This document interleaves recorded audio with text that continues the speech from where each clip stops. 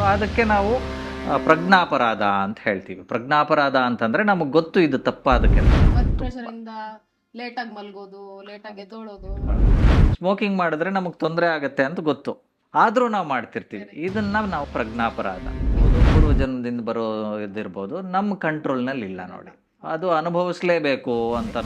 ಆರೋಗ್ಯಕ್ಕೆ 3 ಪಿಲ್ಲರ್ಸ್ ಇವೆ. ಅದು ಯಾವುದು ಅಂಥ ಒಂದು ಬೆಳಗ್ಗೆ ಎದ್ದರೆ ನನಗೆ ಮೋಷನ್ ಆಗಬೇಕು ಅಂದರೆ ಸ್ಮೋಕ್ ಮಾಡಿದ್ರೇ ನನಗೆ ಮೋಷನ್ ಆಗೋದು ಡಾಕ್ಟ್ರೇ ಅಂತ ಹೇಳ್ತಾರೆ. ಕರ್ಮಗಳಿಂದ ಬರುವಂಥ ಕಾಯಿಲೆಗಳಿಗೂ ಸೊಲ್ಯೂಷನ್ಸ್ ಇವೆ. ಇದು 3ನ್ನು ನಾವು ಬ್ಯಾಲೆನ್ಸ್ ಮಾಡಿದಾಗ ಮಾತ್ರ ಆರೋಗ್ಯ ಅಂತ. ದಿ 9th ಫ್ರೇಮ್ಸ್ಗೆ ಸ್ವಾಗತ. ನೀವು ಮಿಸ್ ಮಾಡೋದನ್ನ ನಾವು ತೋರಿಸ್ತೀವಿ. ನಾನು ಅಪೂರ್ವ. ಶುರು ಮಾಡೋಣ ಇವತ್ತಿನ ಸಂಚಿಕೆ ನಮ್ಮ ಅತಿಥಿ ಡಾಕ್ಟರ್ ಪುನೀತ್ ಕುಮಾರ್ ಜೊತೆ. ಸರ್ ನಮಸ್ಕಾರ. ಸರ್ ನಮಸ್ಕಾರ. ಸರ್ ಇವತ್ತು ಜನರಲ್ ಟಾಪಿಕ್ ಮೇಲೆ ಡಿಸ್ಕಸ್ ಮಾಡೋಣ ಅಂತ. ಸರ್ ಈಗಿರೋ ಇದ್ರಲ್ಲಿ ಅಂದ್ರೆ ಕಾಯಿಲೆಗಳು ನಿತ್ಯ ಮಾಡೋ ನಾವು ಕೆಲಸದಲ್ಲಿ ಯಾವ್ದು ನಮ್ ಹೆಲ್ತ್ಗೆ ಎಫೆಕ್ಟ್ ಆಗತ್ತೆ ಅನ್ನೋದು ನಮಗೆ ಗೊತ್ತಾಗ್ತಾ ಇಲ್ಲ. ಸೊ ಅದ್ರ ಬಗ್ಗೆ ನಮ್ ವೀಕ್ಷಕರಿಗೆ ಏನಾದ್ರು ಸ್ವಲ್ಪ ಹೇಳ್ತೀರಾ? ಹೇಳ್ಬೋದು. ಇದು ತುಂಬ ವಾಸ್ಟ್ ಆದ ಟಾಪಿಕ್. ಯಾಕಂದರೆ ನಾವು ಯಾವುದೇ ಕಾಯಿಲೆ ಅಂತ ತಗೊಂಡ್ರೆ ಅದಕ್ಕೊಂದು ಕಾರಣ ಇರುತ್ತೆ.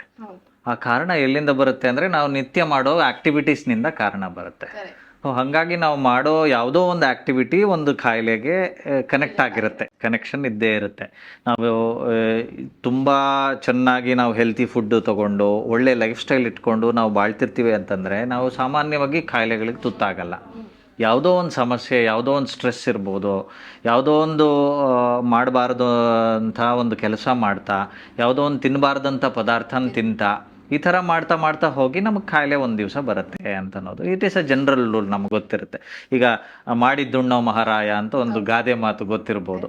ನಾವು ಏನು ತಪ್ಪು ಮಾಡ್ತೀವಿ ಅದಕ್ಕೆ ತಕ್ಕ ಒಂದು ಶಾಸ್ತಿ ಆಗುತ್ತೆ ಅಥವಾ ಅದಕ್ಕೆ ತಕ್ಕ ಒಂದು ಪರಿಣಾಮ ಆಗುತ್ತೆ ಅಂತ. ಸೊ ಅದಕ್ಕೆ ನಾವು ಪ್ರಜ್ಞಾಪರಾಧ ಅಂತ ಹೇಳ್ತೀವಿ. ಪ್ರಜ್ಞಾಪರಾಧ ಅಂತಂದರೆ ನಮಗೆ ಗೊತ್ತು ಇದು ತಪ್ಪಾದ ಕೆಲಸ ಅಂತ, ಆದರೂ ನಾವು ಮಾಡ್ತಿರ್ತೀವಿ. ಅದನ್ನು ಪ್ರಜ್ಞಾಪರಾಧ ಅಂತ ಹೇಳ್ತೀವಿ. ಸೊ ಅದನ್ನು ಮಾಡ್ತಾ ಮಾಡ್ತಾ ಎಲ್ಲ ಕಾಯಿಲೆಗೂ ಈ ಪ್ರಜ್ಞಾಪರಾಧನೇ ಕಾರಣ. ಇನ್ನು ಉಳಿದಿದ್ದು ಈ ನಾವು ಬೇರೆ ಹಿಂದಿನ ಜನ್ಮಗಳಿಂದ ನಾವು ಪಡೆದು ಬಂದ ಕರ್ಮಗಳು ಅಂತಲೂ ಹೇಳ್ತೀವಿ, ಅಥವಾ ಆನುವಂಶಿಕವಾಗಿ ಬರುವಂಥ ಕಾಯಿಲೆಗಳು ಅಂತ ಹೇಳ್ತೀವಿ. ಇವು ಬೇರೆ ಕ್ಯಾಟಗರಿ ಆಫ್ ಡಿಸೀಸಸ್ ಅಂತ ಆಗ್ತಾ ಹೋಗುತ್ತೆ. ಸೊ ಹೀಗೆ ಯಾವುದೋ ಒಂದು ಕಾಯಿಲೆ ಒಬ್ಬ ಮನುಷ್ಯನಲ್ಲಿ ಇತ್ತು ಅಂತ ಹೇಳಿದಾಗ ಅದಕ್ಕೆ ಒಂದು ನಿರ್ದಿಷ್ಟವಾದ ಕಾರಣ ಅಂತ ಒಂದು ಇದ್ದೇ ಇರುತ್ತೆ, ಕಾಸ್ ಅಂತ ಇದ್ದೇ ಇರುತ್ತೆ ಅಂತ. ಸೊ ಆ ಕಾಸನ್ನು ನಾವು ಆದಷ್ಟು ನಮ್ಮ ಕಂಟ್ರೋಲಿಗೆ ತಗೊಳ್ಬೇಕು. ಈಗ ನಾವು ಹೇಳಿದಾಗೆ 3 ರೀತಿ ಕಾಸಸ್ ಆಯಿತು. ನಾವು ಮಾಡುವಂಥ ಕೆಲಸಗಳಿಂದ ಒಂದಷ್ಟು ಕಾಯಿಲೆಗಳು ಬರುತ್ತೆ, ಪೂರ್ವ ಜನ್ಮದ ಕರ್ಮಗಳಿಂದನೂ ಕೆಲವು ಕಾಯಿಲೆ ಬರುತ್ತೆ, ಇನ್ನು ಆನುವಂಶಿಕವಾಗಿ ಬರುವಂಥ ಕಾಯಿಲೆಗಳಿಗೂ ಕೆಲವು ಕಾರಣಗಳು, ಆನುವಂಶಿಕ ಕಾರಣಗಳು ಇದ್ದೇ ಇರುತ್ತೆ ಅಂತ. ಇದು ಆನುವಂಶಿಕವಾಗಿ ಬರೋದಿರ್ಬೋದು, ಪೂರ್ವ ಜನ್ಮದಿಂದ ಬರೋದಿರ್ಬೋದು, ನಮ್ಮ ಕಂಟ್ರೋಲ್ನಲ್ಲಿ ಇಲ್ಲ ನೋಡಿ. ಅದು ಅನುಭವಿಸ್ಲೇಬೇಕು ಅಂತನ್ನುವಂಥ ಪರಿಸ್ಥಿತಿ ಇರಬಹುದು ಎಷ್ಟೋ ಬಾರಿ. ಅದರಲ್ಲೂ ಕೆಲವು ಸೊಲ್ಯೂಷನ್ಸ್ ಆಯುರ್ವೇದದಲ್ಲೂ ಕೂಡ ಹೇಳಿದ್ದಾರೆ. ಅಂದರೆ ಆನುವಂಶಿಕವಾಗಿ ಬರುವಂಥ ಕಾಯಿಲೆಗಳಿಗೆ ಕೆಲವು ಸೊಲ್ಯೂಷನ್ಸ್ ಇದೆ, ಕರ್ಮಗಳಿಂದ ಬರುವಂಥ ಕಾಯಿಲೆಗಳಿಗೂ ಸೊಲ್ಯೂಷನ್ಸ್ ಇವೆ.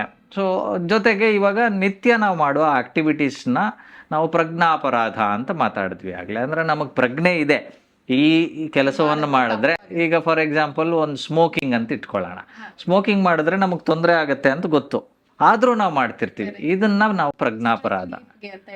ಕರೆಕ್ಟ್. ಅದಕ್ಕೆ 100 ಕಾರಣ ಹೇಳ್ತಾರೆ. ಸ್ಮೋಕರ್ಸ್ಗೆ ನೀವು ಕೇಳಿದ್ರೆ ಯು ವಿಲ್ ಬಿ ಸರ್ಪ್ರೈಸ್ಡ್. ಅಂಥ ಒಂದು ಬೆಳಗ್ಗೆ ಎದ್ದರೆ ನನಗೆ ಮೋಷನ್ ಆಗಬೇಕು ಅಂದರೆ ಸ್ಮೋಕ್ ಮಾಡಿದ್ರೇ ನನಗೆ ಮೋಷನ್ ಆಗೋದು ಡಾಕ್ಟ್ರೇ ಅಂತ ಹೇಳ್ತಾರೆ. ನಿದ್ದೆ ಮಾಡಬೇಕು ಅಂದರೆ ನನಗೆ ಸ್ಮೋಕ್ ಮಾಡಿದ್ರೇ ನಿದ್ದೆ ಬರೋದು ಅಂತ ಹೇಳ್ತಾರೆ. ಇನ್ನೂ ಕೆಲವರು ನಾನು ಡ್ಯೂಟಿ ಮಾಡಬೇಕು, ನೈಟ್ ಡ್ಯೂಟಿ ಮಾಡಬೇಕು, ಎಚ್ಚರವಾಗಿರಬೇಕು ಅಂದರೂ ನಾನು ಸ್ಮೋಕ್ ಮಾಡಬೇಕು ಅಂತೆಲ್ಲ ಹಲವಾರು ಕಾರಣ ಇರ್ಬೋದು. ಆದರೆ ಅವರು ಕೊಡುವಂಥ ನೆಪ ಅಷ್ಟೇ ಇದು ಆಗುತ್ತೆ. ಸೊ ಹಾಗಾಗಿ ಈ ಕಾರಣಗಳನ್ನು ನಾವು ಪ್ರಜ್ಞಾಪರಾಧ ಅಂತ ಹೇಳ್ತೀವಿ. ನಮಗೆ ಗೊತ್ತಿದ್ದೂ ಆ ತಪ್ಪು ಮಾಡ್ತಿರ್ತೀವಿ ಅಂತ. ಹೀಗೆ ಹಲವಾರು ಒಬ್ಬೊಬ್ಬರಲ್ಲಿ ಒಂದೊಂದು ತೊಂದರೆಗಳು ಮಾಡ್ಕೊಳ್ತಾ ಇರ್ತಾರೆ. ಆಹಾರದಲ್ಲಿ ಸಮಸ್ಯೆ ಇರ್ಬೋದು, ಜೊತೆಗೆ ನಾವು ನಿತ್ಯ ಆ್ಯಕ್ಟಿವಿಟೀಸ್ ಪ್ಲ್ಯಾನ್ ಮಾಡ್ಕೊಳ್ತೀವಲ್ಲ, ಎದ್ದಾಗಲಿಂದ ಮಲಗುವವರೆಗೆ ನಾವು ಹೇಗೆ ನಮ್ಮ ಆ ದಿನದ ಆ್ಯಕ್ಟಿವಿಟೀಸನ್ನು ಮಾಡ್ತಿರ್ತೀವಿ, ಅದರಿಂದ ಕೂಡ ನಮ್ಮ ದೇಹಕ್ಕೆ ಕೆಲವೊಮ್ಮೆ ತೊಂದರೆ ಆಗೋದುಂಟು. ಸೊ ಈ ಥರ ತೊಂದರೆಗಳು ನಮ್ಮ ದೇಹಕ್ಕೆ ಆಗ್ತಾ ಆಗ್ತಾ ಒಂದು ದಿವಸ ಕಾಯಿಲೆ ಆಗೋದುಂಟು.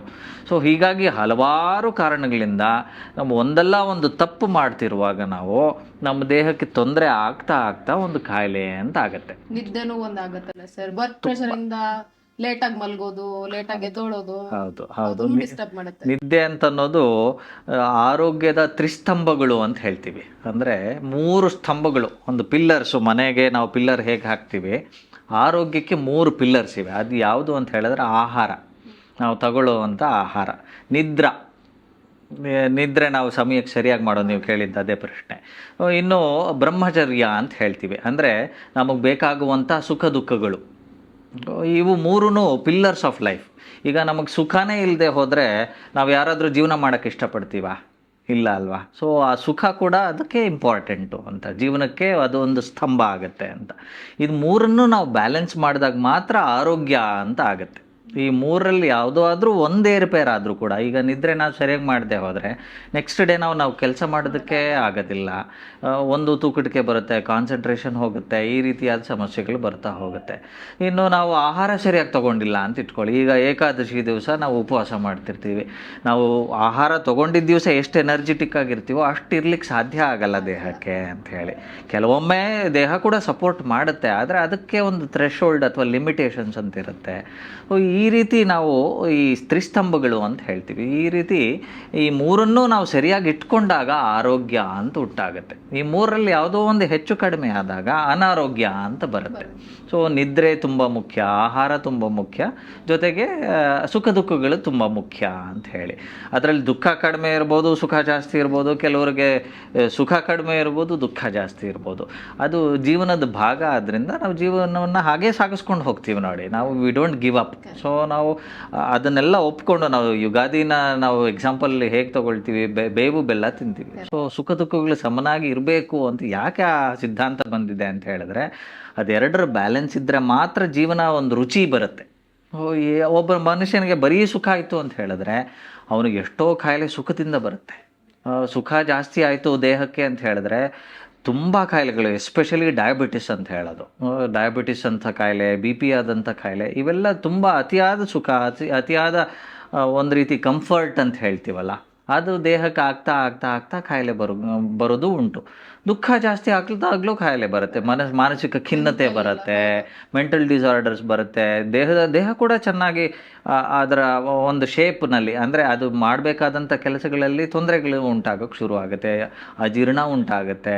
ಇವಾಗ ಯಾವುದೋ ಒಂದು ಮಾನಸಿಕ ಖಿನ್ನತೆ ಇರೋ ಅಂಥವ್ರಿಗೆ ನಾವು ಗಮನಿಸಿ ನೋಡಿದ್ರೆ ಅಜೀರ್ಣದ ಕಾಯಿಲೆ ಇರುತ್ತೆ, ಅಥವಾ ಜಾಸ್ತಿ ತಿನ್ನೋದನ್ನು ಅಭ್ಯಾಸ ಮಾಡ್ಕೊಂಡಿರ್ತಾರೆ. ಈ ರೀತಿ ಸೈಕಿಯಾಟ್ರಿ ಪೇಷಂಟ್ಸ್ ನೀವು ಗಮನಿಸಿ ನೋಡಿದಾಗ ಅವ್ರಿಗೆ ತುಂಬ ಈಟಿಂಗ್ ಹ್ಯಾಬಿಟ್ಸ್ ಇರುತ್ತೆ. ಅವ್ರಿಗೆ ಅದೊಂದು ತೃಪ್ತಿ ಕೊಡೋ ಹಾಗೆ ಆ ರೀತಿ ಒಂದು ಅಭ್ಯಾಸ ಉಂಟಾಗಿರುತ್ತೆ. ಈ ರೀತಿಯಾದ ಸಮಸ್ಯೆಗಳು ನಿತ್ಯ ನಾವು ಹೋಗ್ತಾ ನಿತ್ಯ ಮಾಡ್ತಾ ನಾವು ಗೊತ್ತಿಲ್ಲದೇ ತಪ್ಪುಗಳು ಮಾಡ್ತಾ ಇರ್ತೀವಿ. ಸೊ ಹಾಗಾಗಿ ನಮಗೆ ಒಂದಷ್ಟು ಕಾಯಿಲೆಗಳು ಕಟ್ಟಿಟ್ಟ ಬುತ್ತಿ ಅಂತ. ಸೊ ಹಾಗೆ ಆಮೇಲೆ ಈಗ ಜನ ಹೊಸ್ದಾಗಿ ಸ್ಟಾರ್ಟ್ ಮಾಡ್ಕೊಂಡೆ, ಲೈಕ್ ಇಂಟರ್ಮೀಡಿಯೇಟ್ ಫಾಸ್ಟಿಂಗ್ ಅಂತ, ದಿನಕ್ಕೆ ಬರೀ 2 ಸತಿ ತಿನ್ನೋದು, ಇಲ್ಲ ಅತಿಯಾಗಿ ತಿನ್ನೋದು, ಇದರಿಂದ ಏನಾದ್ರೂ ಎಫೆಕ್ಟ್ ಆಗ್ಬೋದಾ? ಆಹಾರಕ್ಕೆ ನಾವು ಬಂದರೆ, ನಾವು ಆಗಲೇ 3 ಸ್ತಂಭಗಳು ಅಂತ ಹೇಳಿದ್ವಿ. 3 ಸ್ತಂಭಗಳಲ್ಲಿ ಆಹಾರ ಮೊದಲನೇದು. ಆಹಾರಕ್ಕೆ ನಾವು ಬಂದರೆ, ಆಹಾರ ಅಂತ ಅನ್ನೋದು ನಮ್ಮ ದೇಹಕ್ಕೆ ನಿತ್ಯ ನ್ಯೂಟ್ರಿಷನನ್ನು ಕೊಡುವಂಥದ್ದು. ಈಗ ನಾವು ಯಾವುದೋ ಒಂದು ಕಾಯಿಲೆಗೆ ಮಾತ್ರೆ ತೊಗೊಳ್ತಿರ್ತೀವಿ, ಆ ಮಾತ್ರೆ ನಿತ್ಯ ತೊಗೋಬೇಕು, ಈ ಹಾರ್ಮೋನ್ ಪಿಲ್ಲು ನಿತ್ಯ ತೊಗೋಬೇಕು ಅಂತ ಡಾಕ್ಟ್ರ್ ಹೇಳಿಬಿಟ್ಟಿರ್ತಾರೆ. ಅದು it is a daily cycle. ನಾಳೆ ಬೆಳಗ್ಗೆ ನೀವು ಇಷ್ಟೊತ್ತಿಗೆ ಈ ಮಾತ್ರೆ ಇನ್ನೊಮ್ಮೆ ತೊಗೋಬೇಕು, ರಿಪೀಟ್ ಮಾಡ್ತಾ ಇರಬೇಕು, ಡೈಲಿ ಮಿಸ್ ಮಾಡಬಾರ್ದು ಅಂತ ಹೇಳಿರ್ತಾರೆ. ಹಾಗೆ ಆಹಾರ ಕೂಡ ಹಾಗೇನೆ, ದೇಹಕ್ಕೆ ಸೈಕ್ಲಿಕ್ಕಾಗಿ ನ್ಯೂಟ್ರಿಷನನ್ನು ಕೊಡುವಂಥ ಒಂದು ತುಂಬ ಮುಖ್ಯವಾದ ಒಂದು ನ್ಯೂಟ್ರಿಷನ್ ಕೊಡುವಂಥ ತುಂಬ ಮುಖ್ಯವಾದಂಥ ಒಂದು ಕೆಲಸ. ಈ ಆಹಾರವನ್ನು ನಾವು ಯಾಕೆ ಸರಿಯಾಗಿ ಪ್ಲ್ಯಾನ್ ಮಾಡ್ಕೋಬೇಕು ಅಂತ ಹೇಳಿದ್ರೆ, ನಮ್ಮ ದೇಹಕ್ಕೆ ಹಸಿವು ಅಂತ ಆಗುತ್ತೆ. ಇದು ಸಾಮಾನ್ಯವಾಗಿ ನಮ್ಮ 24 ಅವರ್ಸ್ ಕ್ಲಾಕ್ನಲ್ಲಿ 16ರಿಂದ 17 ಗಂಟೆ ನಾವು ಎದ್ದಿರ್ತೀವಿ. 7 ಅವರ್ಸ್ ಸ್ಲೀಪು ಅಥವಾ 8 ಅವರ್ಸ್ ಸ್ಲೀಪು. ಈ 15 to 16 ಅವರ್ಸ್ ಅಥವಾ 16 to 17 ಅವರ್ಸ್ ನಾವು ಏನು ಎಚ್ಚರವಾಗಿರ್ತೀವಿ, ದೇಹ ಆ್ಯಕ್ಟಿವ್ ಆಗಿರುತ್ತೆ. ಆಮೇಲೆ ನಾವು ಮಾನಸಿಕವಾಗಿ ಕೂಡ ದೈಹಿಕವಾಗಿ ಕೂಡ ಆ್ಯಕ್ಟಿವ್ ಆಗಿರ್ತೀವಿ. ಸೊ ಆ ಆ್ಯಕ್ಟಿವ್ ಆಗಿರುವಾಗ ದೇಹಕ್ಕೆ ಎನರ್ಜಿ ಬೇಕು. ಸೊ ಆ ಎನರ್ಜಿ ಯಾವುದು ಕೊಡುತ್ತೆ? ಆಹಾರ ಕೊಡುತ್ತೆ, ಫುಡ್ ಕೊಡುತ್ತೆ. ಆ ಫುಡ್ಡು ನಾವು ಈಗ ಫಾರ್ ಎಕ್ಸಾಂಪಲ್ ಬೆಳಗ್ಗೆ ಬ್ರೇಕ್ಫಾಸ್ಟ್ ಅಂತ ತೊಗೊಳ್ತೀವಿ. ಬೆಳಗ್ಗೆ ಸುಮಾರು 8-8:30 ಬ್ರೇಕ್ಫಾಸ್ಟು ಅಂತ ಒಂದು ಟೈಮ್ ಇಟ್ಕೊಂಡಿರೋಣ. ಮಧ್ಯಾಹ್ನ ಎಷ್ಟೊತ್ತಿಗೆ ತಿನ್ನಬೇಕು ಅಂತ ಪ್ರಶ್ನೆ ಬರುತ್ತೆ. ಮಧ್ಯಾಹ್ನ ಸುಮಾರು ಒಂದು 5 ಅವರ್ಸ್ ಬ್ರೇಕ್ ತೊಗೋಬೇಕಾಗತ್ತೆ. ಬಿಟ್ವೀನ್ ಮೀಲ್ಸು 5 ಅವರ್ಸ್ ಬ್ರೇಕ್ ತೊಗೊಳ್ಬೇಕಾಗತ್ತೆ. 5 ಅವರ್ಸ್ ಬ್ರೇಕ್ ಅಂತ ಹೇಳಿದ್ರೆ 8:30 ಅಂತಂದರೆ ಸುಮಾರು 2:30 ಆ ಟೈಮ್ಗೆ ನಾವು ಆಹಾರ ತೊಗೋಬೇಕು. 2:30 ಆಗುತ್ತಾ? 8:30, 9:30, 10:30, 11:30, 12:30, 12:30 1:30. 1:30. ಸೊ 1:30 ಹೊತ್ತಿಗೆ ನಾವು ಆಹಾರ ತೊಗೋಬೇಕಾಗತ್ತೆ. ಅಂದರೆ ಲಂಚ್ ಟೈಮ್ ನಾವು 1:30ಗೆ ತೊಗೊಳ್ತೀವಿ. ಜೊತೆಗೆ ಅದಾದಮೇಲೆ ಈವ್ನಿಂಗ್ ಸ್ನ್ಯಾಕ್ ಅಂತ ಬರುತ್ತೆ. ಸೊ ಸ್ನ್ಯಾಕ್ ಸಾಮಾನ್ಯವಾಗಿ ಒಂದು 5 ಅವರ್ಸ್ ಆದಮೇಲೆ ಅಂದರೆ 5:30, 6 ಸಮಯದಲ್ಲೇ ಒಂಚೂರು 5 6 ಆ ಟೈಮ್ನಲ್ಲಿ ಒಂದು ಟೀ ಕಾಫಿ ಕುಡಿಯೋ ಅಭ್ಯಾಸ ಇರ್ಬೋದು. ಅದನ್ನು ತೊಗೊಳ್ತೀವಿ. ಆವಾಗ ಸ್ವಲ್ಪ ಲೈಟಾಗಿ ಫುಡ್ ತೊಗೊಳ್ತೀವಿ. ಮತ್ತು ಡಿನ್ನರ್ 9 ಗಂಟೆ 9:30ಗೆ ತೊಗೊಳ್ತೀವಿ. ಇದು ಸಾಮಾನ್ಯವಾಗಿ ಸಿಟಿ ಲೈಫ್ನಲ್ಲಿರುವಂಥ ರುಟೀನ್ ಇರ್ಬೋದು. ಇಂಥ ಒಂದು ರುಟೀನ್ ಇರುವಾಗ ನಮಗೆ ಪ್ಲ್ಯಾನಿಂಗ್ ಇರಬೇಕು. ಅಂದರೆ breakfast it has to be a heavy meal. ಬೆಳಗ್ಗೆ ತಿಂಡಿಯನ್ನು ರಾಜನ ಥರ ತಿನ್ನಬೇಕು ಅಂತ ಹೇಳ್ತಾರೆ.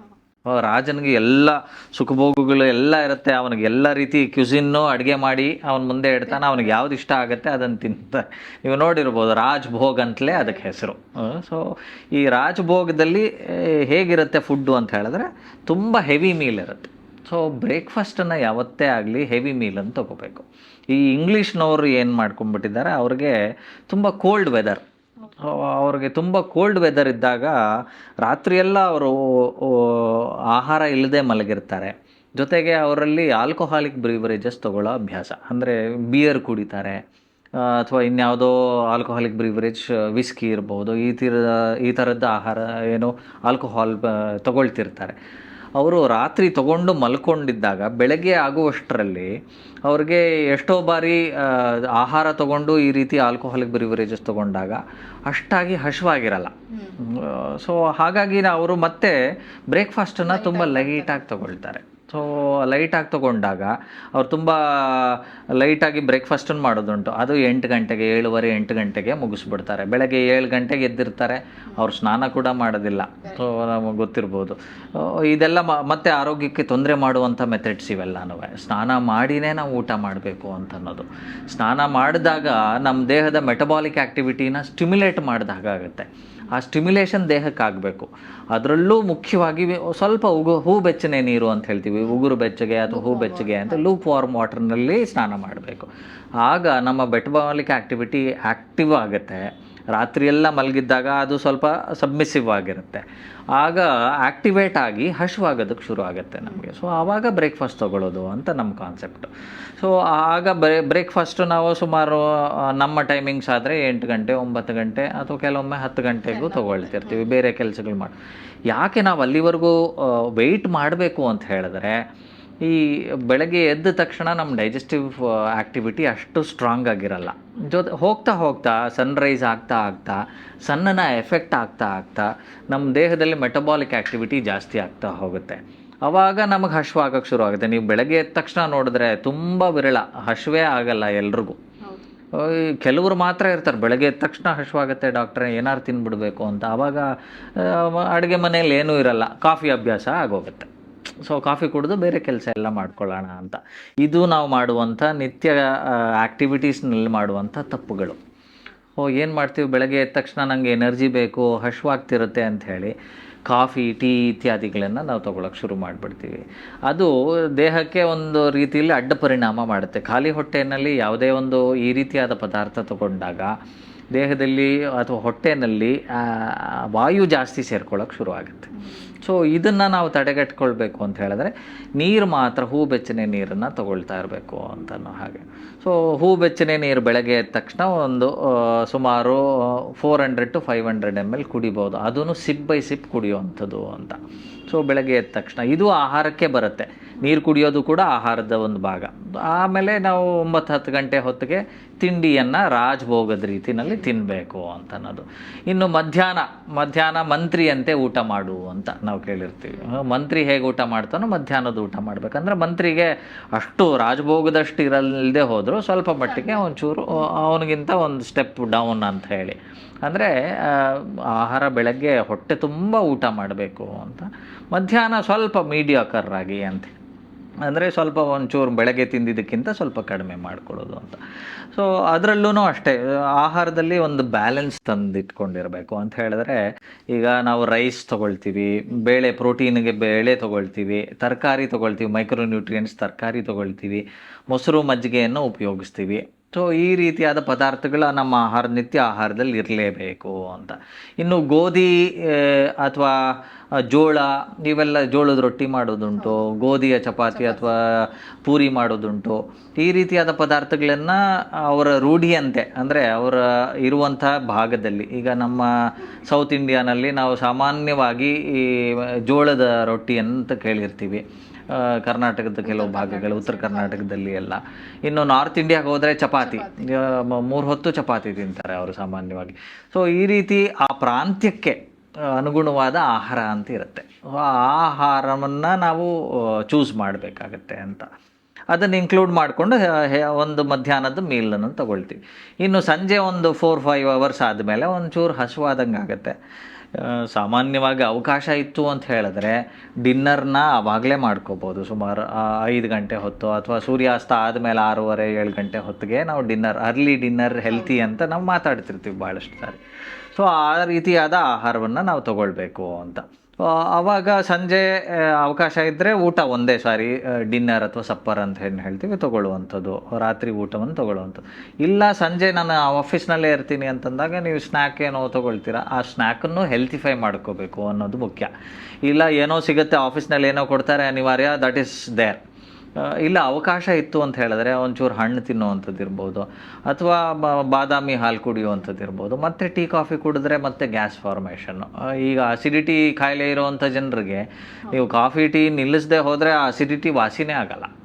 ಸೊ ಹಾಗಾಗಿ ಈ ಸಾಮಾನ್ಯವಾಗಿ ಕಾಫಿ ಟೀ ನಾವು ಯಾವಾಗ ಕುಡಿತೀವಿ ಅಂತಂದರೆ ಖಾಲಿ ಹೊಟ್ಟೆ ಹಸಿವಾದಾಗ ಕುಡಿತೀವಿ. ಆವಾಗ ಗ್ಯಾಸ್ ಫಾರ್ಮೇಷನನ್ನು ಜಾಸ್ತಿ ಮಾಡುತ್ತೆ ಅಸಿಡಿಟಿ ಮಾಡುತ್ತೆ, ಗ್ಯಾಸ್ ಫಾರ್ಮೇಷನನ್ನು ಜಾಸ್ತಿ ಮಾಡುತ್ತೆ ಕಾಫಿ ಟೀ. ಸೊ ಹಾಗಾಗಿ ನಾವು ಕಾಫಿ ಟೀನ ಕುಡಿಲೇಬೇಕು, ನಂಗೆ ಅದು ತುಂಬ ಇಷ್ಟ ಅನ್ನೋರಿಗೆ ನಾವು ಹೇಳೋದೇನು ಅಂತ ಹೇಳಿದ್ರೆ, ಊಟ ಆದಮೇಲೆ ಒಂದು ಚಿಕ್ಕ ಗ್ಲಾಸ್ ಕಾಫಿ ಕುಡಿದ್ಬಿಡಿ.